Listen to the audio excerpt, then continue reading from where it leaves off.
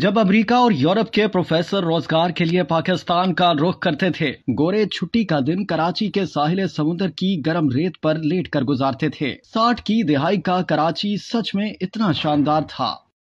روزنامہ جنگ کے سنڈے میگزین میں 7 دسمبر 2021 کو شائع ہونے والے ایک مضمون میں 1960 کی دہائی کے کراچی شہر کے شاندار ماضی کی مختصر کہانی سابق امریکی سفارتکار کی زبانی بیان کی گئی ہے، جو انہوں نے 2002 میں نیو یارک میں اپنے دوست کے ساتھ موجود ایک پاکستانی کو سنائی تھی۔ مضمون میں تحریر کیا گیا ہے کہ مذکورہ سفارتکار سابق امریکی سفارتکار ایوب خان سے لے کر ذوالفقار علی بھٹو تک پاکستان میں تعینات رہا اور جنرل ضیاء الحق کے مارشل لاء کے بعد پاکستان سے لاطینی امریکہ ٹرانسفر ہو گیا۔ سابق امریکی سفیر نے بتایا کہ کراچی 60 کی دہائی میں دنیا کے بہترین شہروں میں شمار ہوتا تھا۔ یہ پرامن ترین شہر تھا۔ دنیا جہاں کے سفارتکار سیاح اور ہپی شہر میں گھومتے پھرتے رہتے تھے۔ ہوٹلز، ڈسکوز اور بازار آباد تھے۔ کراچی کا ساحل دنیا کے 10 شاندار ساحلوں میں تھا۔ PIA دنیا کی 4 بڑی ایئر لائنز میں شمار ہوتی تھی۔ یورپ، امریکہ، مشرق بعید، عرب ممالک، سوویت یونین، جاپان اور بھارت جانے والے تمام جہاز کراچی اترتے تھے اور مسافر کراچی کے بازاروں میں 1-2 گھنٹے گزار کر اپنی منزل کی طرف روانہ ہو جاتے تھے۔ شہر میں ڈبل ڈیکر بسیں چلتی تھی۔ حکومت نے انڈر گراؤنڈ ٹرین کے لیے شہر میں کھدائی مکمل کروا دی تھی اور یوں کراچی ایشیا کا پہلا شہر بننے والا تھا جس میں میٹرو کی سہولت ہوتی۔ کراچی کی روشنیاں رات کو دن میں بدل دیتی تھیں۔ ہم تمام سفارتکار کراچی کو روشنیوں کا شہر کہتے تھے۔ کراچی کے بیچ بھی لاجواب تھے۔ ہم گورے ہفتے اور اتوار کا دن بیچ کی گرم ریت پر لیٹ کر گزارتے تھے۔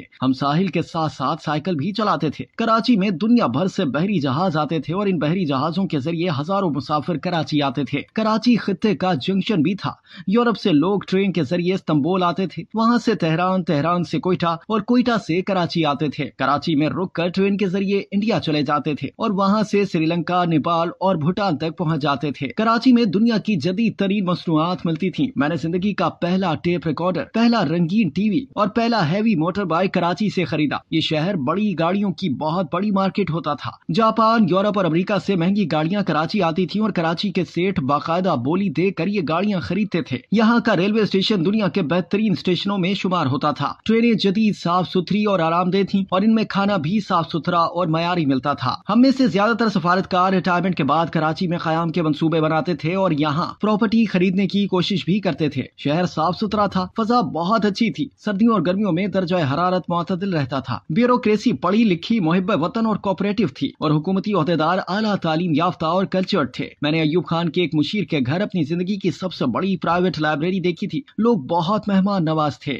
شہر میں کسی قسم کی ٹینشن اور خوف نہیں تھا۔ کراچی کے کسی سفارت خانے کے سامنے سیکیورٹی گارڈ یا پولیس نہیں ہوتی تھی۔ ہم اپنے ہاتھ سے سفارت خانے کا گیٹ کھولتے اور بند کرتے تھے۔ پاکستان کے لیے کسی ملک کے ویزے کی ضرورت نہیں ہوتی تھی۔ پاکستانی شہری جہاز میں سوار ہوتے تھے، یورپ کے ممالک میں اترتے تھے اور انہیں ایئرپورٹ پر ویزا مل جاتا تھا۔ اس کی وجہ بہت دلچسپ تھی۔ پاکستان اس وقت دنیا کا واحد ملک تھا جس میں صرف ان لوگوں کو پاسپورٹ دیا جاتا تھا جو واقعی جینون مسافر ہوتے تھے۔ پاکستانی شہریوں کو پاسپورٹ کے حصول کے لیے اپنے خوشحال ہونے، صاحب جائیداد ہونے اور سفر کی وجوہات کے ثبوت دینا پڑتے تھے۔ چنانچہ پاکستان کے جس شہری کے پاس پاسپورٹ ہوتا تھا اس کا مطلب ہوتا تھا وہ صاحب حیثیت جینون مسافر ہے، لہٰذا تمام ممالک اسے آن ارائیول ویزا دے دیتے تھے۔ معیار تعلیم پورے خطے میں بلند تھا۔ طالب علم یورپ، عرب ممالک، افریقہ، مشرق بعید، ایران، افغانستان اور چین سے تعلیم حاصل کرنے کے لیے پاکستان آتے تھے اور کراچی اور لاہور کے کالجوں اور یونیورسٹیوں میں داخل ہو جاتے تھے۔ امریکہ اور یورپ کے پروفیسر روزگار کے لیے پاکستان کا رخ کرتے تھے۔ کراچی شہر میں 1000 کے قریب غیر ملکی ڈاکٹر، طبیب اور پروفیسر تھے۔ پاکستان کا بینکنگ سسٹم جدید اور فل پروف تھا۔ بجلی، ٹیلی فون اور گیس کا انتظام بہت اچھا تھا۔ سیوریج سسٹم شاندار تھا۔ کراچی میں بارش کے آدھے گھنٹے بعد سڑکیں خشک ہو جاتی تھیں۔